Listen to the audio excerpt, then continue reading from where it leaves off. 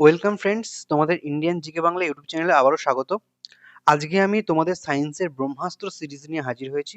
তোমরা অবশ্যই যাদের পরবর্তীতে এক্সাম রয়েছে, মানে 14, 15, 16 যাদের এক্সাম রয়েছে, অবশ্যই ভিডিওটি দেখবে। এখান থেকে কিন্তু কমন আসার সম্ভাবনা খুব বেশি রয়েছে, ঠিক আছে? তোমরা ভালো করে এই সিরিজটা কিন্তু দেখে যাবে পরীক্ষার আগে। আর যাদের পরীক্ষা নেক্সট আছে তারা অবশ্যই কমেন্টে জানাবে কবে কবে তাদের পরীক্ষা পড়েছে। আমি তাদেরও নতুন সিরিজ নিয়ে চলে আসবো, ব্রহ্মাস্ত্র, ঠিক আছে? তো চলো সায়েন্সের কিছু ইম্পর্টেন্ট কোশ্চেন নিয়ে আলোচনা করা যাক। এবং তোমরা অবশ্যই ভিভিআই করে বলছি, তোমরা অবশ্যই এটা প্র্যাকটিস করো এই কোশ্চেনগুলো, ঠিক আছে? তো চলো শুরু করা যাক। কি বলেছে প্রথম কোশ্চেন?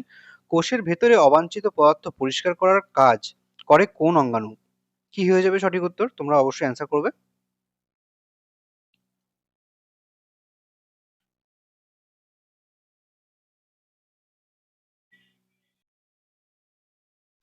তাহলে এখানে সঠিক উত্তর কি হয়ে যাবে? না, কোষের ভেতরে অবাঞ্ছিত পদার্থ পরিষ্কার করার কাজ করে হচ্ছে লাইসোজোম, ঠিক আছে? আর লাইসোজোমকে কি বলা হয়? আত্মঘাতী থলি বলা হয়, ঠিক আছে? বা সুইসাইডাল ব্যাগ বলা হয়। মনে রাখবে তোমরা অবশ্যই। নেক্সট কোশ্চেন, কি বলেছে প্রোটিন সংশ্লেষণ হয় কোন অঙ্গাণুতে? কোন অঙ্গাণুতে প্রোটিন সংশ্লেষণ হয় তোমরা অবশ্যই বলবে।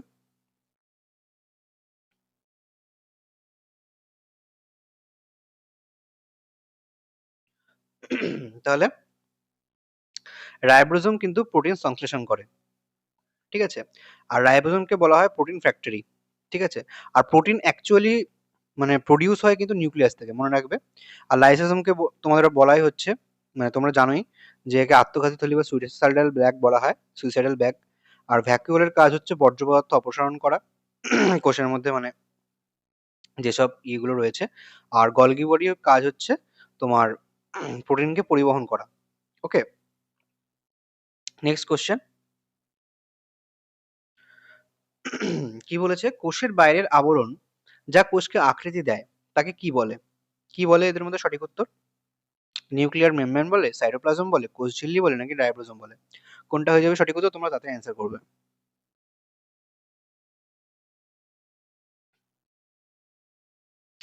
তাহলে কোষের বাইরের আবরণ যা কোষকে আকৃতি দেয় তা হচ্ছে, তাকে বলা হচ্ছে কি?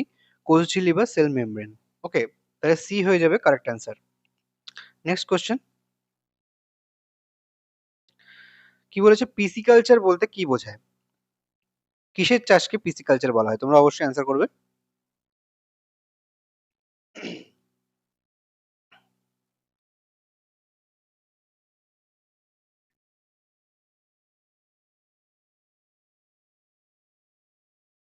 তাহলে পিসিকালচারকে পিসিকালচার বলতে আমরা মাছ চাষকে কিন্তু বুঝি। ওকে, নেক্সট কোশ্চেন, সেরিকালচার কিসের চাষের সঙ্গে সম্পর্কিত? মাছ, মৌমাছি, রেশম কীট, নাকি হাঁস? কোন চাষকে, কিসের চাষকে সেরিকালচার বলা হয়? তোমরা অবশ্যই কিন্তু অ্যান্সার করবে। আর ভিডিওটা ভালো লাগলে অবশ্যই কিন্তু লাইক করবে, ঠিক আছে? আর সাবস্ক্রাইব করে দেবে। সাবস্ক্রাইব করে বেল আইকনটিকে ক্লিক করে দেবে, যাতে আমি নতুন ভিডিও আনলে তোমরা অবশ্যই সেটিকে দেখতে পারো এবং নোটিফিকেশন পেয়ে যাও সেটা, ঠিক আছে? তো এখানে সঠিক উত্তর কি হয়ে যাবে? সঠিক উত্তর হয়ে যাবে কিন্তু রেশম কীটের চাষকে বলা হয় সেরিকালচার, মনে থাকবে। নেক্সট কোশ্চেন,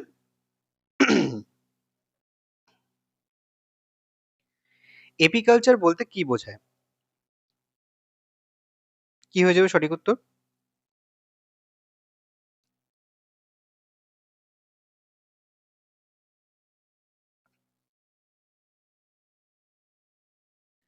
তাহলে এপিকালচার বলতে বোঝায় হচ্ছে মৌমাছি পালনকে বলা হয় এপিকালচার। ওকে, আমরা মৌমাছি পালনকে কি বলা হয়?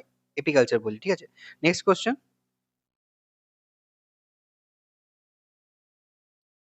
কি বলেছে সেমিনাল ভেসিকলের প্রধান কাজ কি? তাহলে তোমরা অ্যান্সার করবে সেমিনাল ভেসিকলের প্রধান কাজ কি?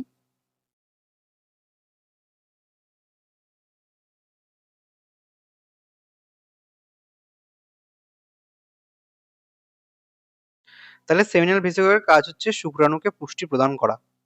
ওকে, তোমরা কিন্তু অবশ্যই মনে রাখবে সেমিনাল ভেসিকলের কাজ হচ্ছে শুক্রাণুকে পুষ্টি দেওয়া। নেক্সট কোশ্চেন, কোন হরমোনটি স্ত্রীদেহে গর্ভধারণ বজায় রাখতে সাহায্য করে? ইস্ট্রোজেন, প্রোজেস্টেরন, টেস্টোস্টেরন, নাকি অক্সিটোসিন? কি হয়ে যাবে সঠিক উত্তর?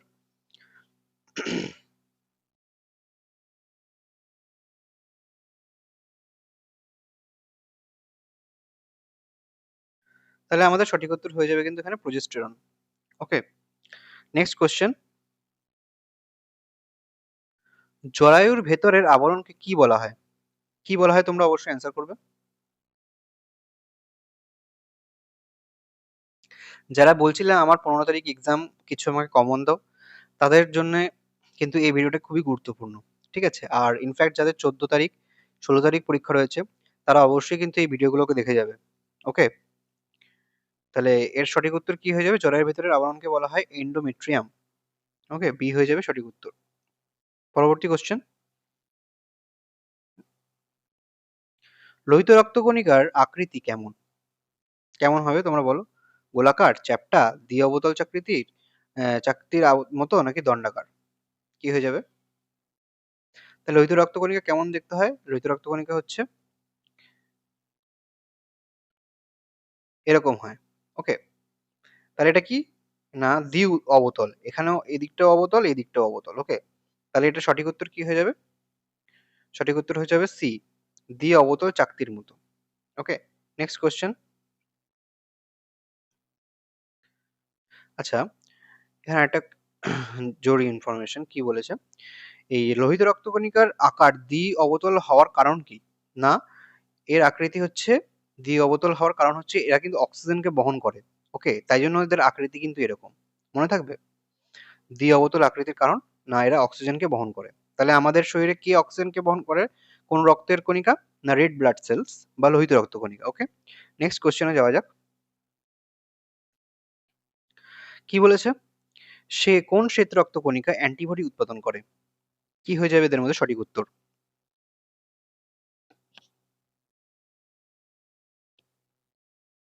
আমাদের শ্বেত রক্তকণিকার প্রধান কাজ কি? না রোগ প্রতিরোধের হাত থেকে আমাদের শরীরকে রক্ষা করা। ওকে, তো শ্বেত রক্তকণিকা আমাদের যে অ্যান্টিবডিটা উৎপাদন করছে সেটা তার মধ্যে কোন কোষ? সেটা হচ্ছে কি?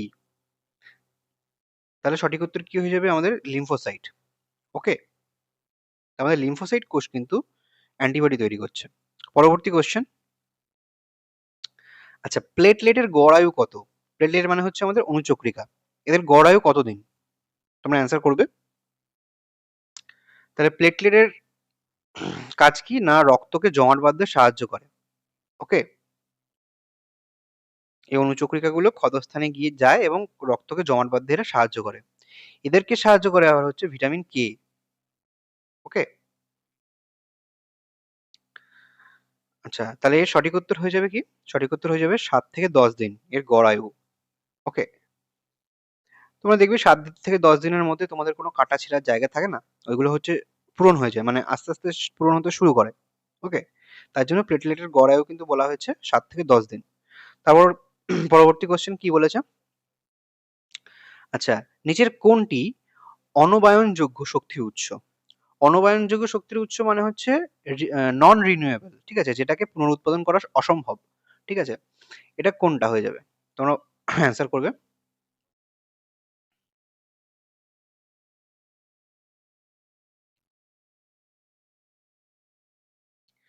তাহলে অনবায়নযোগ্য শক্তির উৎস হচ্ছে কিন্তু কয়লা।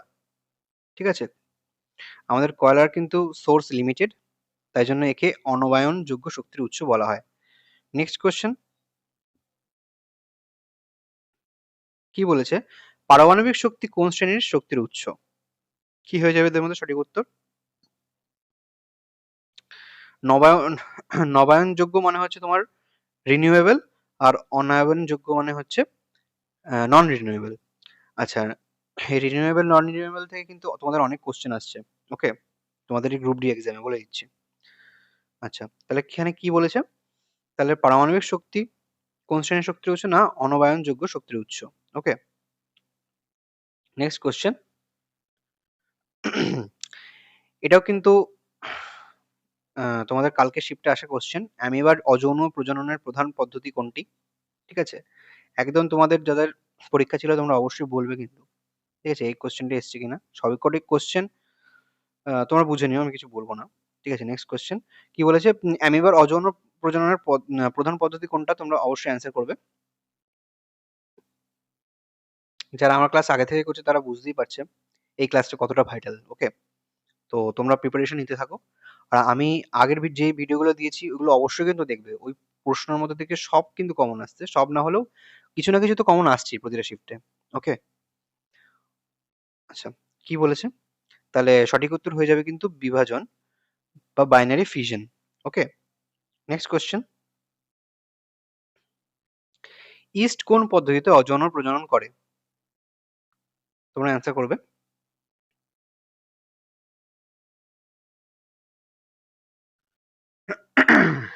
তাহলে ইস্ট কি বলেছে? কোন পদ্ধতিতে অযৌন জনন করে? না কুড়ি উৎপাদন বা বাডিং পদ্ধতিতে কুড়ি উৎপাদন করে। ওকে, মানে অযৌন প্রজনন করে। Next question. নিচের কোন জীব রেণুর মাধ্যমে অযৌন প্রজনন করে? তোমরা অবশ্যই অ্যান্সার করবে।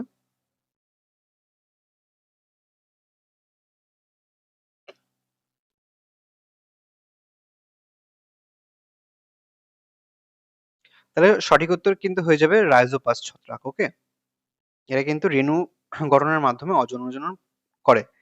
আচ্ছা, ঠিক আছে, নেক্সট কোশ্চেন। কি বলেছে? হাইড্রা অযৌন প্রজনন করে কোন পদ্ধতিতে? কোন পদ্ধতিতে করে তোমরা বলো? বিভাজন, রেণু উৎপাদন, খন্ডিবাবন নাকি কুড়ি উৎপাদন?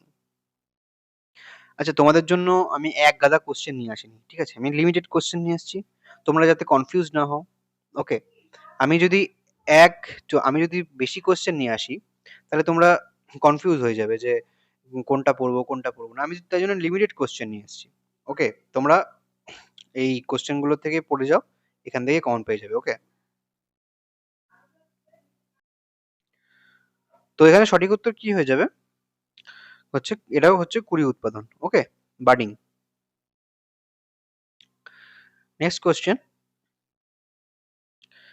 খন্ডিববন দেখা যায় কোন জীবের ক্ষেত্রে? কোন জীবের ক্ষেত্রে তোমরা অ্যান্সার করবে?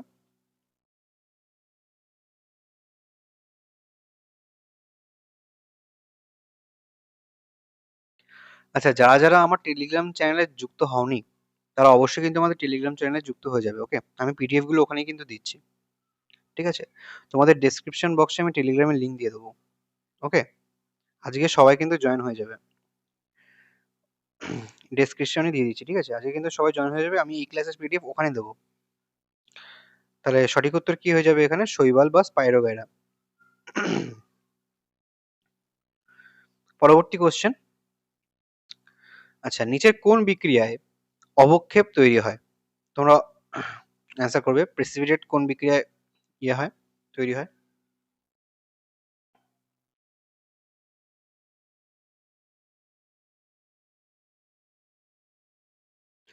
তাহলে AgNO3 প্লাস NaCl, AgCl এর অধক্ষেপ কিন্তু পড়ছে। ওকে, আর NaNO3 উৎপন্ন হচ্ছে। ওকে, এই অ্যারোটা দেয়াই আছে। তাহলে এখানে সঠিক উত্তর কি হয়ে যাবে? বি। ওকে, নেক্সট কোশ্চেন। নিচের কোনটি জারণ বিজারণ বা রিডক্স বিক্রিয়া? তোমরা বলো কোনটা জারণ বিজারণ বা রিডক্স বিক্রিয়া?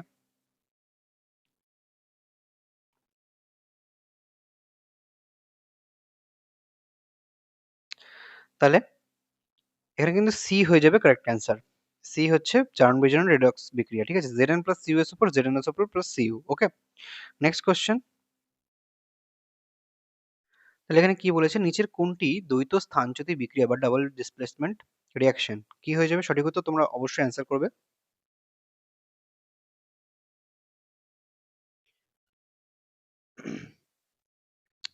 তাহলে এখানে কিন্তু ডাবল ডিসপ্লেসমেন্ট হয়ে যাচ্ছে option B, AgNO3 plus NaCl, AgCl আর NaNO3। এখানে AgCl এর কিন্তু অধক্ষেপ পড়বে, তোমরা জানো। ওকে, নেক্সট কোশ্চেন কি বলেছে? নিচের কোনটি বিশ্লেষণ বিক্রিয়া ডিকম্পোজিশন রিঅ্যাকশন? কি হয়ে যাবে তোমাদের সঠিক উত্তর? তোমরা অবশ্যই অ্যান্সার করবে।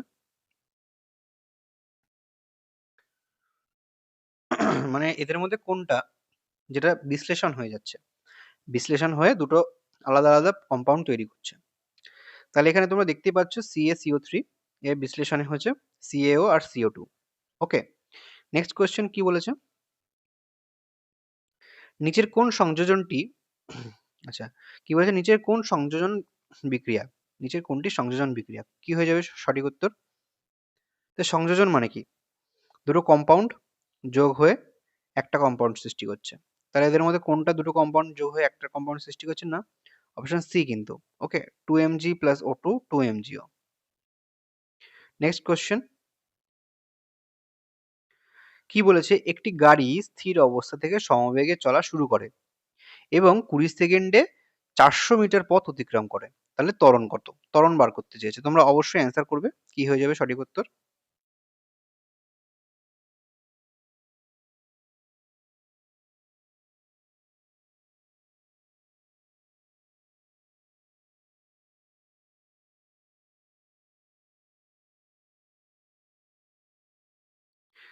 তাহলে আমরা কি জানি যে s ইকুয়ালস টু হাফ এটি স্কোয়ার, তাই তো? তাহলে হচ্ছে এখানে s কত? 400, আর হাফ এ আমার চেয়েছে এ ত্বরণ, আর টি মানে হচ্ছে সময়। সময় কত? 20 সেকেন্ড বলা আছে, তো মানে তার স্কোয়ার মানে এখানে 400 হবে। ওকে, তাহলে 400 400 কেটে গেল। তাহলে এ ইকুয়ালস টু কিন্তু 2 হচ্ছে। ওকে, 2 হয়ে যাচ্ছে কিন্তু সঠিক উত্তর। তাহলে 2 এর কি হবে? 2 মিটার পার সেকেন্ড স্কোয়ার। ওকে, বি হচ্ছে কিন্তু অ্যান্সার হয়ে যাবে। মনে থাকবে? তাহলে এই ফর্মুলাটা আমি লাগাচ্ছি। ওকে, নেক্সট কোশ্চেন কি বলেছে? একটি বস্তু 30 মিটার পার সেকেন্ড বেগে চলছিল। 3 মিটার পার সেকেন্ড এর ঋণাত্মক ত্বরণে কত সময় বস্তুটি থেমে যাবে? মানে তোমার সময় কিন্তু চেয়েছে, মানে টি চেয়েছে। ওকে, তোমরা অ্যান্সার করবে। কি হয়ে যাবে এদের মধ্যে সঠিক উত্তর?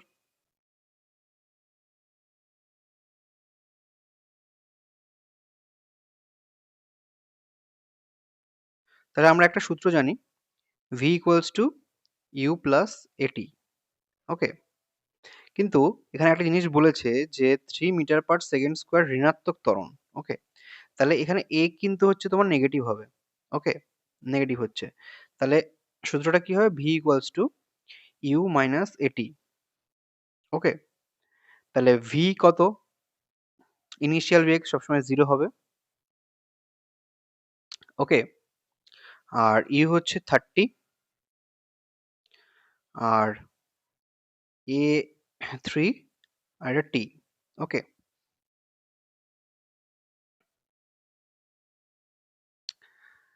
আচ্ছা, তাহলে কি হবে? তোমার হচ্ছে 3t ইকুয়ালস টু 30, আর টি ইকুয়ালস টু কত হয়ে যাবে? 10, তাই তো? তাই এখানে হয়ে যাবে সঠিক উত্তর 10 সেকেন্ড। 10 সেকেন্ড হচ্ছে সঠিক উত্তর। নেক্সট কোশ্চেন, প্রিজম থেকে কোশ্চেন কি বলেছে? প্রিজমে ন্যূনতম বিচ্যুতি কোণ কোনটির উপর নির্ভরশীল? কি হয়ে যাবে এদের মধ্যে সঠিক উত্তর? আলোর তীব্রতা, আলোর রং, প্রতিসরক প্রতিসরণ সূচক ও প্রিজম কোণ, নাকি আলোর বেগ শূন্যস্থানে? কি হয়ে যাবে সঠিক উত্তর? তোমরা অ্যান্সার করবে।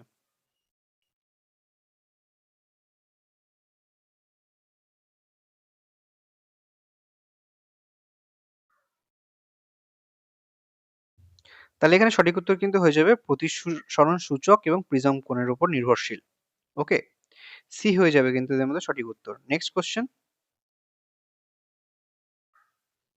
প্রিজমে আলোর মোট বেঁকে যাওয়ার কোণকে কি বলা হয়? কি বলা হয় তোমরা বলবে?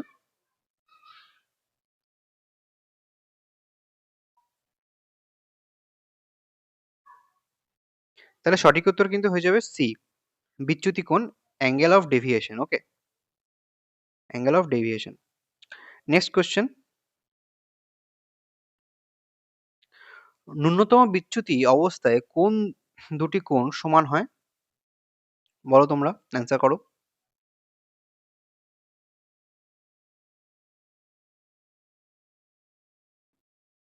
তাহলে ন্যূনতম বিচ্যুতি কখন হয়? যখন না আপাতন কোণ আর হচ্ছে উদ্গমন যে কোণটা আছে সেটা হচ্ছে লেস হয়, মানে লেস হয় বলছি, সমান হয়। ওকে, আপাতন কোণ এবং উদ্গমন কোণ যখন সমান বা ইকুয়ালস টু হয়, তখন কিন্তু আমাদের সব থেকে কম বিচ্যুতি হয়। Next question